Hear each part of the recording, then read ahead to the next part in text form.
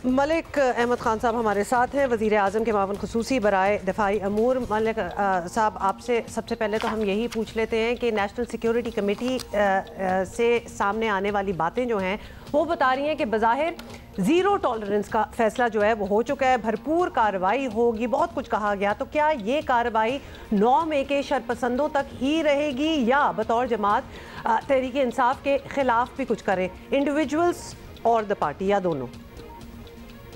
जी देखिए, बुनियादी तौर पे तो देखना ये है कि वो लोग जो करने वाले हैं उनका इस जमात के साथ क्या ताल्लुक़ है। अगर तो ये कारकुनान तहरीक इंसाफ के हैं और उनके ख़िलाफ़ की गई कार्रवाई को ये समझा जाएगा कि ये तहरीक इंसाफ के ख़िलाफ़ कार्रवाई है, पहला सवाल तो इसमें से ये एड्रेस करना होगा। और अगर ये उनकी किसी लेवल की भी लीडरशिप इसमें इन्वॉल्व होती है, जिसमें उनके जितने भी टीएस हैं गोइंग टू द टॉप, अगर वो उनकी इन्वॉल्वमेंट इंस्टिगेशन में, उसको बढ़ावा देने में या उसकी प्लानिंग में या उसकी कोई ऐसी इररिफ्यूटेबल एविडेंस मिलती है तो उसकी क्या सूरत होगी, दूसरा सवाल ये है। और तीसरा ये है कि बहैसियत जमात, जब से इमरान खान साहब हुकूमत से निकले हैं वो किसी न किसी तौर पे अपने आप को फ़ौज के ख़िलाफ़ और फ़ौज के सरबराहान के ख़िलाफ़ पिच कर रहे हैं, चाहे वो साबका दौर में थे या चाहे वो मौजूदा दौर में। उनकी पब्लिक स्टेटमेंट्स हैं, वो पब्लिक रैलीज़ में जाके एड्रेस करते हुए इंस्टिगेट करते रहें। अब मैं ये सजेस्ट नहीं कर रहा कि इसको आप आइसोलेशन में ले लें या इसको आप 9 मई के साथ सजेस्ट कर इसको उसके साथ को रिलेट कर लें, लेकिन देखना पड़ेगा, होलिस्टिकली देखना पड़ेगा कि ये इन वाक़यात तक कैसे पहुँचा गया, इन वाक़यात के पीछे मुहर्रकात क्या थे, इसमें इमरान खान की अपनी पोजीशन क्या थी, तहरीक इंसाफ की बहसीत जमात हैसियत क्या थी, उनके कारकुनान का कंडक्ट क्या था, उनके कारकुनान 9 मई को जब उनकी गिरफ़्तारी के बाद प्रोटेस्ट के लिए निकले उससे पहले इमरान की क्या स्पीच थी या उससे कबल जो कि उनके इवेंट्स थे जिसमें वो बड़ी वाज़े और दो टोक अंदाज में ये बात कर रहे थे कि उनके ख़िलाफ़ जो कुछ भी हो रहा है या जो भी उनके ख़िलाफ़ एक सूरत हाल है उसमें उनका वाज़े तौर पे इल्ज़ाम था कि मेरी हुकूमत को कायम रखने में मदद नहीं की, न्यूट्रल क्यों हो गए, न्यूट्रल तो जानवर होते हैं, ये न्यूट्रलिटी जो की है ये अमर बिल मारूफ़ नहीं है और इसमें आपको हर सूरत मेरा साथ दें तो तभी आप दुरुस्त हैं और तभी आपका अमर बिल मारूफ़ है। और ये पूरी कैंपेन 1 साल की कैंपेन थी, तो उसमें मेरा ये ख़्याल है कि इन चीज़ों का जो एविडेंसेस हैं उन एविडेंसेस के मुताबिक फ़ैसला होगा। अच्छा, सर्टनली इसके पीछे बड़ी मतलब एक पूरी ब्रेन वॉशिंग कह लें या जो मर्ज़ी कह लें, बड़ी मेहनत है इमरान खान साहब की, जहाँ पे उन्होंने हमारे नौजवानों को इस नहज तक पहुँचाया है, 900 नौजवानों को भी पहुँचा दिया।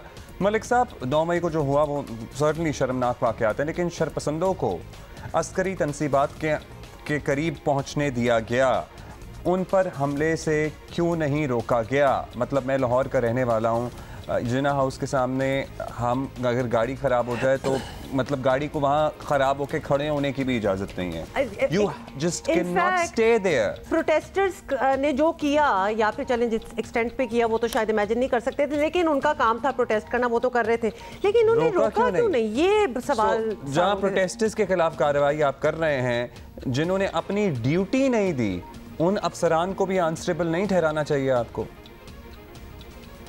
देखिए, ये एक बड़ी तफसीली सूरत हाल का जायज़ा लेने के बाद हुकूमत इस नतीजे पे पहुंची है कि जब ये प्रोटेस्टर्स जब प्रोटेस्ट करने के लिए लिबर्टी चौक में इकट्ठे हुए, उस वक़्त वहाँ पर इनका जो माइंडसेट था वो क्या था, ये वहाँ से जब निकले हैं, निकलने के बाद इनकी लीडरशिप में जिनमें यास्मीन राशिद और उसमें एक तो इनके सोशल मीडिया एक्टिविस्ट, उन लोगों की वीडियोस अवेलेबल हैं, रिकॉर्ड पे हैं, उनके सोशल मीडिया पर मैसेजेस अवेलेबल हैं, रिकॉर्ड पे हैं।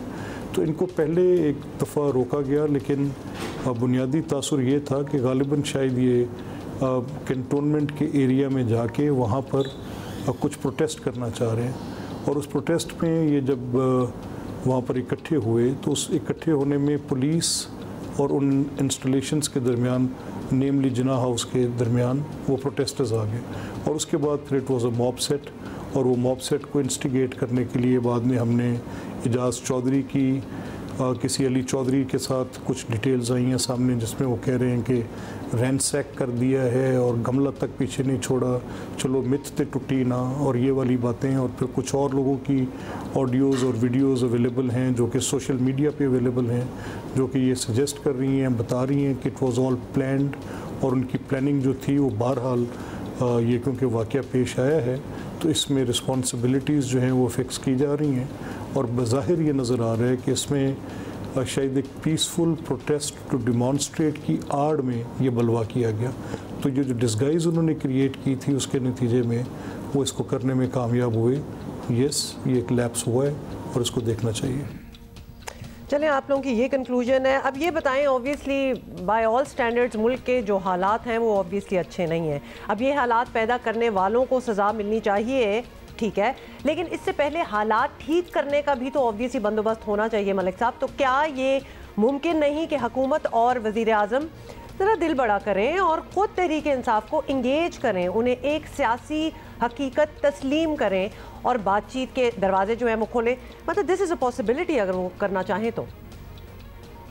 देखिए, मुझे इस बात में तो कोई एतराज़ नहीं है कि आप किसी की सियासी हैसियत को तस्लीम करें, लेकिन मेरे नज़दीक उनके वो जो अनार्किस्ट टेंडेंसीज़ हैं वो भी सामने रखनी पड़ेंगी, उनकी शरपसंदी सामने रखनी पड़ेगी, उनकी दहशतगर्दी सामने रखनी पड़ेगी, उनकी pitching people against armed forces, इस एक्ट को सामने रखना पड़ेगा। तो मेरा ये ख्याल है कि अगर तो कोई ऐसी सूरत जिसमें इमरान खान पहले ये तस्लीम करें, जो कि इररिफ्यूटेबल एविडेंस के आने के बाद उनको तस्लीम करना चाहिए, लेकिन वो तो मिटिगेट कर रहे हैं, वो तो कह रहे हैं कि ये एजेंसियों के लोग हैं।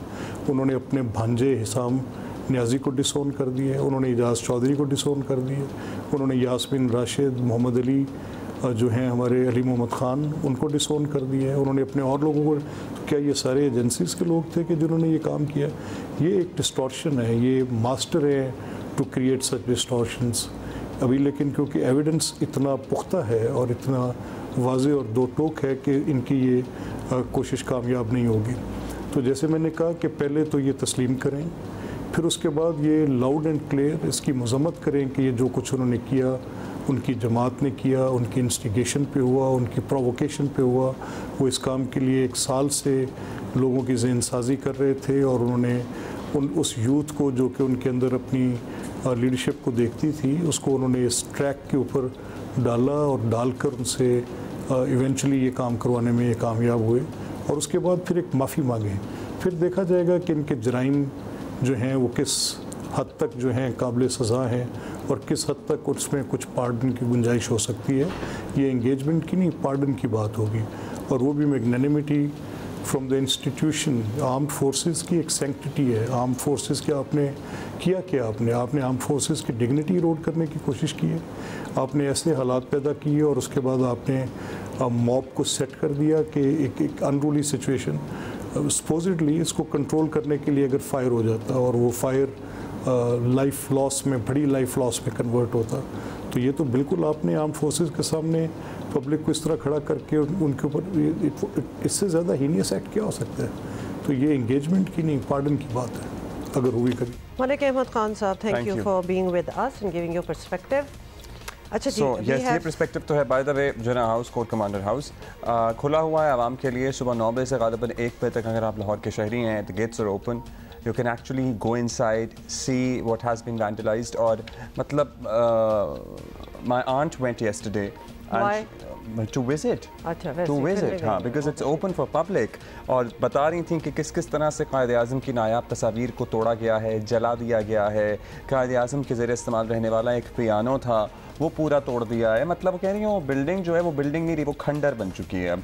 तो स्कूलों के बच्चों को भी विज़िट कराया जा रहा है, ये सारा काम।